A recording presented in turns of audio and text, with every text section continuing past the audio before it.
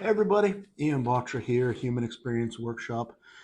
Thought I'd take a quick moment and make a little video, quick pod about my 2024 supplement stack, something I get a lot of questions of, and one of the things I actually have quite a background in.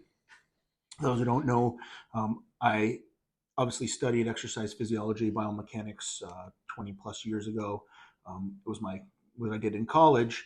But after that, I went on, worked in the industry, worked in and out of the fitness industry, and I ended up working in the supplement industry for a manufacturer, branded side of a manufacturer. And we dealt with a brand. We had still the company sales today has a patent on buffered creatine, makes products, a good quality contract manufacturer company with a good quality lab.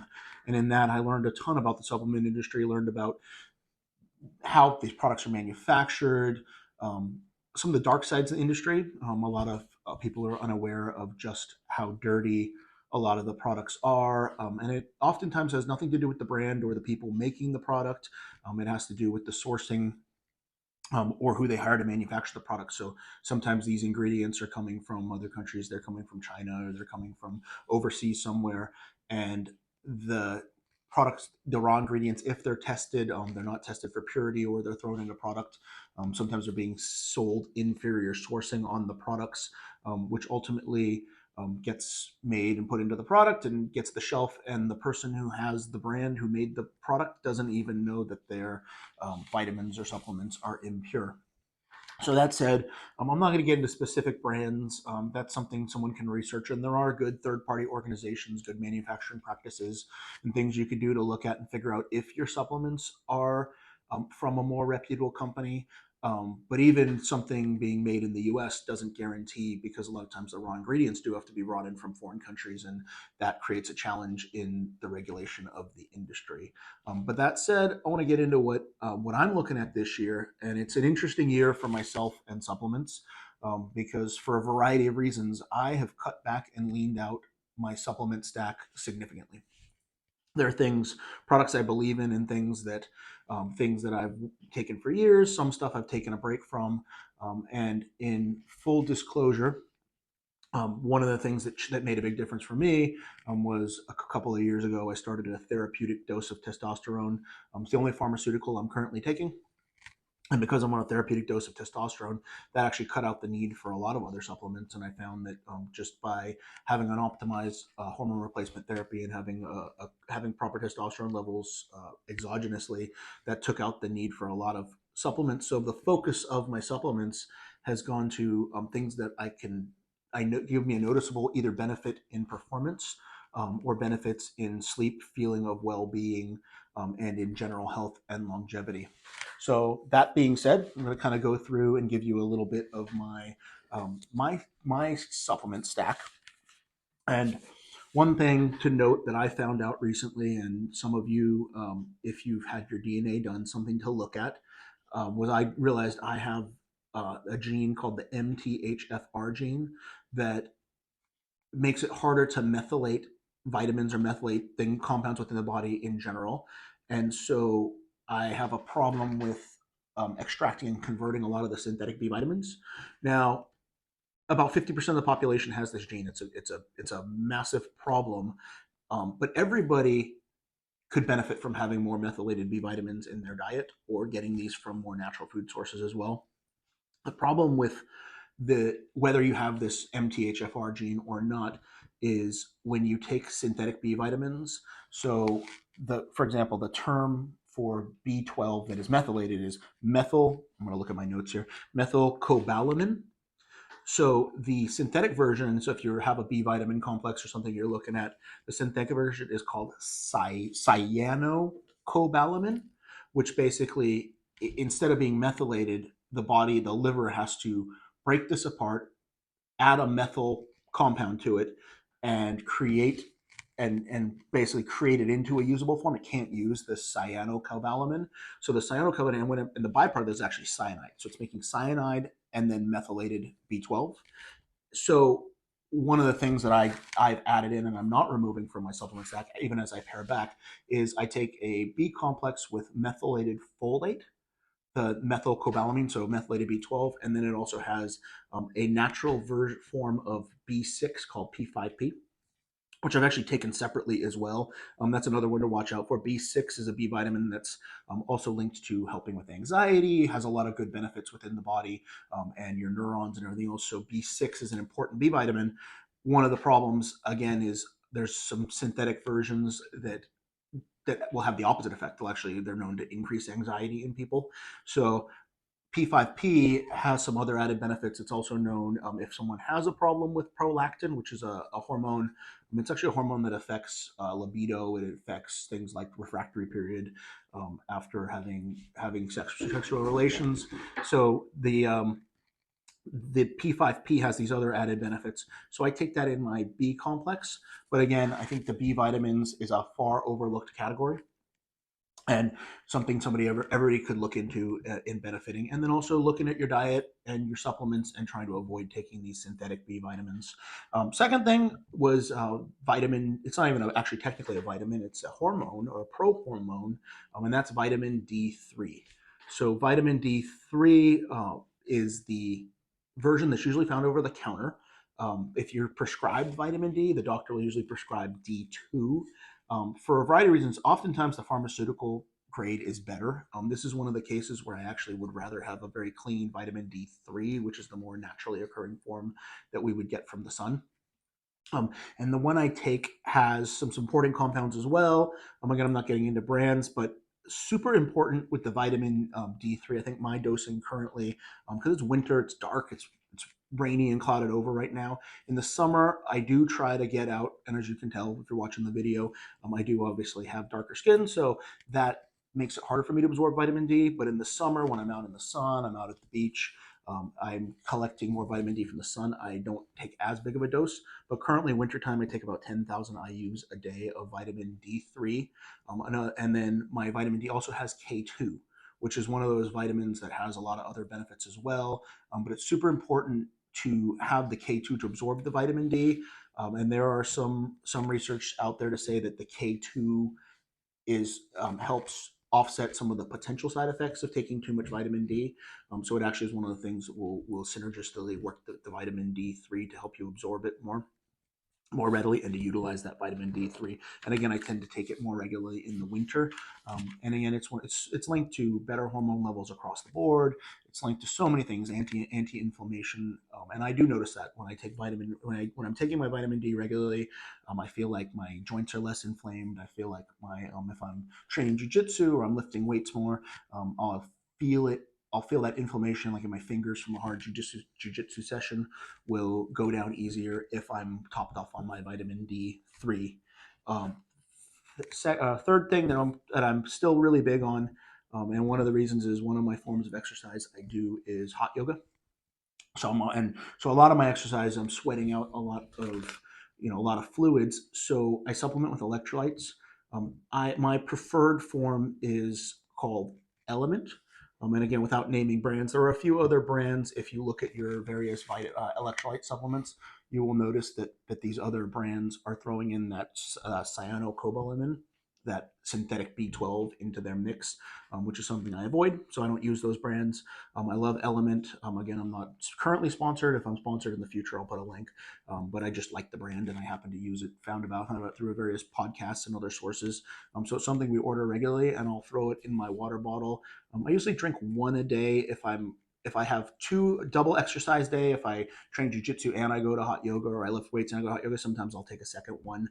But Element's amazing, tastes great. They have some chocolate formulations you can use in hot beverages, but most of them I like the watermelon, the grapefruit. Pick your flavor. Their flavor elements are great. And what I like about Element is it's a good balance of sodium, magnesium, and potassium in a good ratio, and I just feel better when I take it. I also notice sometimes if I'm training really hard, I'll start to get like a dehydration headache. And if I throw some Element, I throw electrolytes and water. And again, you can, if it's a cost thing, Element's not cheap. You can also throw a little sea salt in your water, or you can get some sea salt. And so I've done that many times over the years. Some sea salt and some no salt to get the potassium. Magnesium's a little tougher. There are other supplements you could get for magnesium, but I do think I do think it's super important to make sure your electrolytes are topped off. and it just makes you feel better. You'll get better pumps in the gym, better performance across the board. Um, Fourth on my list, and it's something that I had a longevity doctor, a concierge doctor that I see from time to time, and he had recommended to me, and I'd taken it before, but I wasn't as diligent about taking L-citrulline. And this doctor had told me, he said um, he would deal with a lot of patients who had ED, erectile dysfunction, and he would recommend them L-citrulline. And he had thought of it as an erectile dysfunction supplement more, and a lot of gym guys think of it as a pump for pumps in the gym. What this doctor told me, he changed his mind and said it's a whole body supplement, because all those things, pumps in the gym, erectile dysfunction, all these things all come back to the circulatory system. They come to your nitric oxide production within the body. So L-citrulline is you can feel the difference when you take it in. And again, if you're a workout guy lifting weights or girl, you'll feel it in your pumps. Men will feel it. You'll feel it in the bedroom. Actually, men and women will have noticeable effects in bedroom performance from taking L-citrulline. So it's one of the things I've added in my stack. And you could play with the dosing. Small amounts will make noticeable differences for some people. You can take a little more.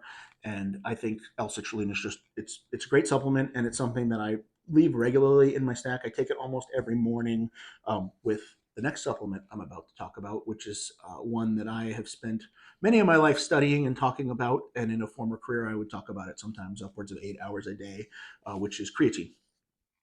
So creatine, and if you're like me, I'm 41 years old. When I was in high school and creatine first hit the market, came out when I was pretty young. It was kind of taboo, and people likened it or talked about it like it was steroids.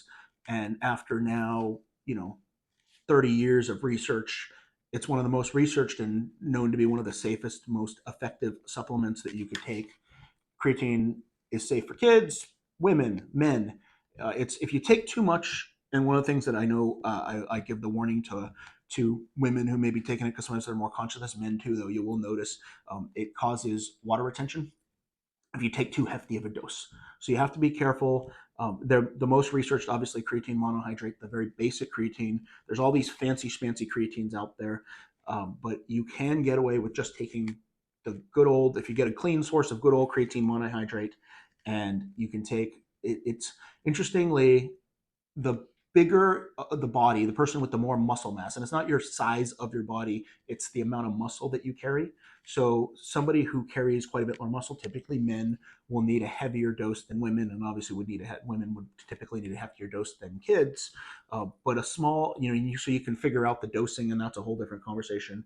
What I take to this day, and I will say a brand on this one because I used to sell it, I take Kre-alkalyn with a K.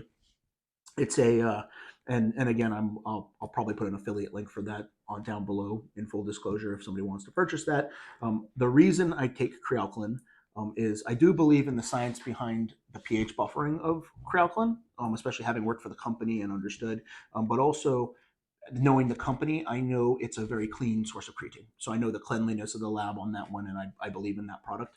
So we take Kre-alkalyn with a K. It's from EFX Sports. So that's the one I take, and I take their capsules, so it's easy. I'll pop 2 citrulline pills from the citrulline I buy, and I'll take 4 of the Kre-alkalyn capsules first thing in the morning. I take it every morning. It's one of the things I don't cut out of my system. If I don't take it for a while, I notice I will start to feel a little more depleted, and I feel like I need it. So it's one of those that and they used to do all this loading doses and different things with creatine. Now research says you just need a small amount of it every day.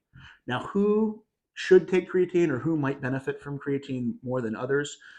Anybody who eats, maybe a vegan or vegetarian for sure, because one of the highest natural sources of dietary creatine, we do eat creatine in our diet, would be red meat. So if you don't eat meat, you don't eat red meat, your muscles are gonna be more depleted. Anybody that's doing a lot of exercise in general, I mean, whether it's endurance or whether it's strength exercise, you're going to deplete out your stores of creatine more readily, and it's harder for the body to replenish them if you're not getting them from dietary sources, and it's going to be harder for your body to rebuild the creatine. And I think anybody, but what you'll notice too, if you are depleted, Because creatine, I tell people, if you're a bodybuilder or you're an athlete and you've been taking pre-workouts and other supplement formulations that contain creatine, and then you were to say take the one I take, the Kre-alkalyn, and you were to pop 4 caps of that, if you're topped off and you're getting creatine from a lot of other sources already, you're not going to probably notice any effect. Because creatine's an interesting one. When you have enough, you can't get any more. The muscles are saturated. For someone who is depleted, they may notice an ergogenic effect. So they might immediately notice that their strength is higher, their recovery, they'll just feel generally like they get a burst of energy. Most people, it'll be a subtle effect. And what I tell a lot of people is too, for a lot of people, you may need to consistently take the creatine for 2 to 4 weeks. And then all of a sudden you'll be in the gym or you'll be doing your workout and you'll feel stronger and you'll feel better with the creatine in your system. But it's a fuel source, and creatine, is it's an energy, and it's one of those things that now, and more research will come out. I'd love at some point to get have a guest where I talk to a creatine researcher, because the various applications along aside from sports, where we're finding with creatine that it is really becoming more of a health and longevity supplement, as opposed to just an ergogenic aid or a sports supplement as it was originally billed and taught. And again, nowadays, no loading. You simply just take it. If you notice that you get bloating or water retention, you don't need to throw it out. Just lower the dose. So anybody who feels like you don't feel good on it, try halving the dose. Like I said, I take 4 capsules. For most people listening to this, 2 will be fine. Even you might even get a benefit from 1 if you get any water retention, or you're taking monohydrate. If you take classic monohydrate, that's where if you were to take like 5 to 10 grams, you might start to notice some water retention. Whereas the Kre-alkalyn, because of the buffering and stuff, you're not going to notice the water retention. So, and you can take it. Most people could take a little more. The problem for most people, unless you're a larger mass bodybuilder, I'm 250 pounds. So unless you're like my size and carrying a lot more muscle mass, you're probably going to be fine with most people with 2 to 4 capsules a day. When I was training really heavy and I was more in the bodybuilding spectrum of things and working on a lot, and my weight was even higher, body fat was lower, I would take probably 8 a day of capsules. So anyway, that's creatine, an amazing supplement. And at this point, that's really about my whole stack. There are a few things as we now round into February, and we're getting into February, that I'm potentially going to add back in. We talked about DNA testing, and when I did my DNA, one of the other things I know is my body has a harder time making and recycling glutathione, which is the master antioxidant of the body. Our liver makes it. It's one of the things that help us process alcohol. It helps us in our recovery. So glutathione is a super important antioxidant. And our body typically, most people, we can make enough glutathione. You can get a prescription, and there is injectable glutathione. It typically is not. Glutathione is not well absorbed orally. So a lot of times there are delivery systems, liposomal glutathione and different things can help that you can get a better absorption to get actual glutathione in the body. But one of the ways that one of the things that's kind of been shown to help raise glutathione is a compound that's a sort of building block of glutathione called N-acetylcysteine, or NAC. If you were to go search it out on like a search engine like Amazon, or you were to go online and search for the product, you should just put NAC and you'll get a whole lot of hits for N-acetylcysteine supplement. And even better, if you stack it with glycine, which is an amino acid, N-acetylcysteine and glycine together give building blocks that allow the body to make glutathione within the liver. So typically what I do is I'll take a separate, glycine's really cheap to get glycine as an amino acid. So I'll just take glycine and I'll stack it with a good quality N-acetylcysteine supplement. It's better absorbed on an empty stomach. So what I typically do is I'll have that in my bathroom. I'll take it before I ingest anything else. I'll take it first thing in the morning, and then I'll also take my other morning supplements, the citrulline, the Kre-alkalyn. I take it all in the morning on an empty stomach and just get it in there. Because as the day gets busy and I get off with my other job beyond this, if I go out and I get busy working, I'm just going to forget and I'm not going to take it. And then I've tried doing a secondary dose of the Glynac at night as well. My only concern there is sometimes if the day got busy and I eat a little later, then my stomach might still have food in it, and I know I might be wasting the dose.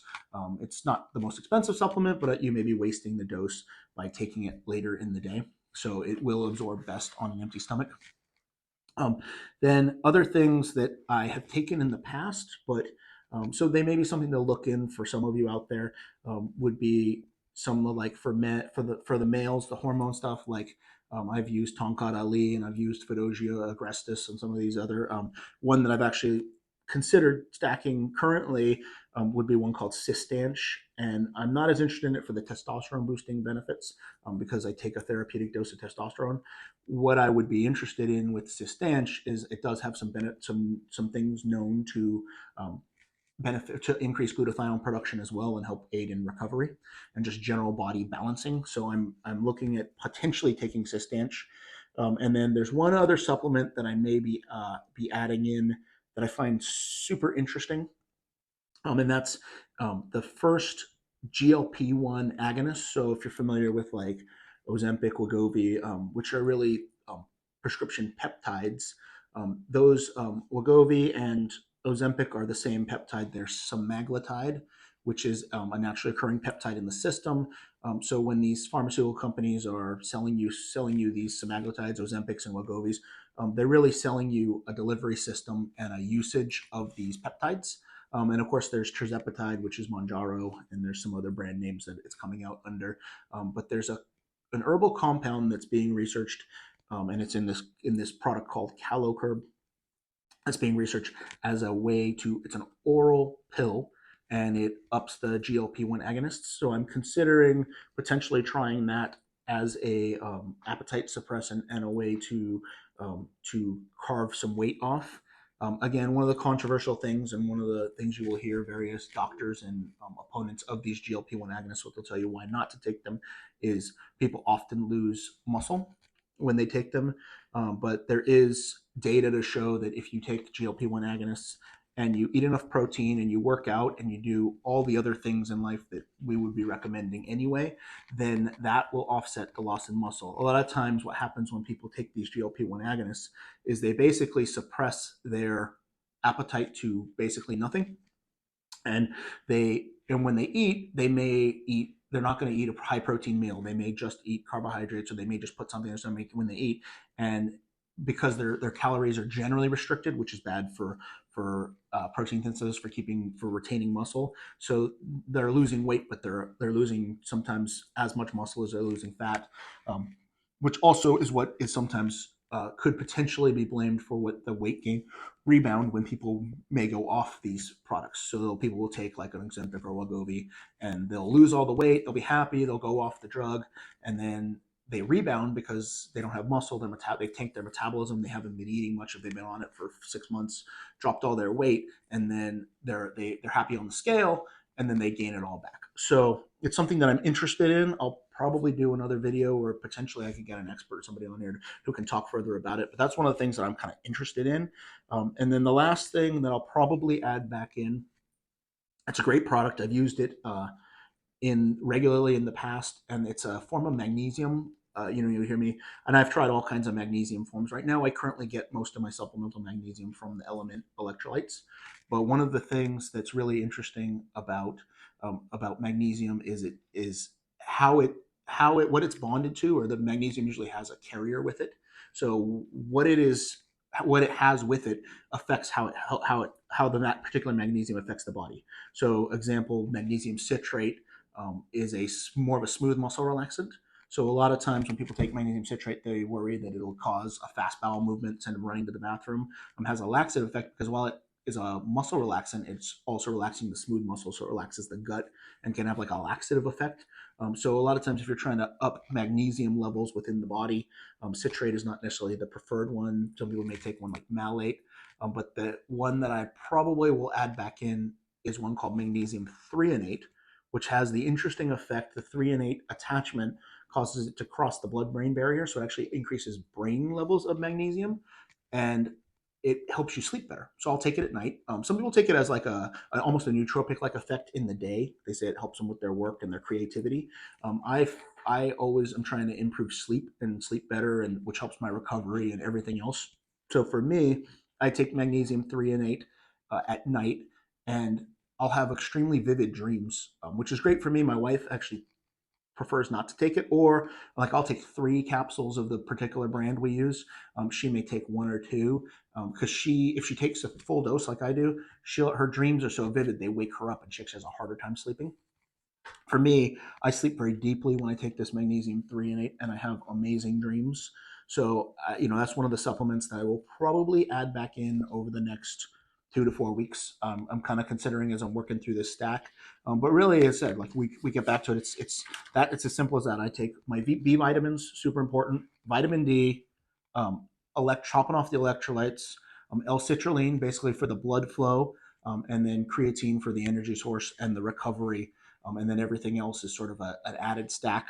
And then actually I did forget one more that I was going to add in here, and I put in my notes. I do sometimes take quercetin because I tend to certain times of the year I'll congest up, or even at night, like I'll tape my mouth shut to sleep. I'll use mouth tape so I breathe, to promote nasal breathing. And one of the things I like about quercetin is when I take it, it has like a natural opening of the sinus passages for me. So I'll take a couple doses of quercetin, but again, it's not something that I take all the time. And if I'm feeling particularly congested, I'll pop some quercetin, and I feel like that one helps. And that's really it for now. I mean, in the past, I've tried so many different things, and could talk about it. And I'm sure in future episodes we'll talk on and on about many different supplements. But that's it for now. If you guys have questions, please like, comment, share this video, and I hope this helps a few of you out with and gives you guys some good ideas. Appreciate everybody. Thanks.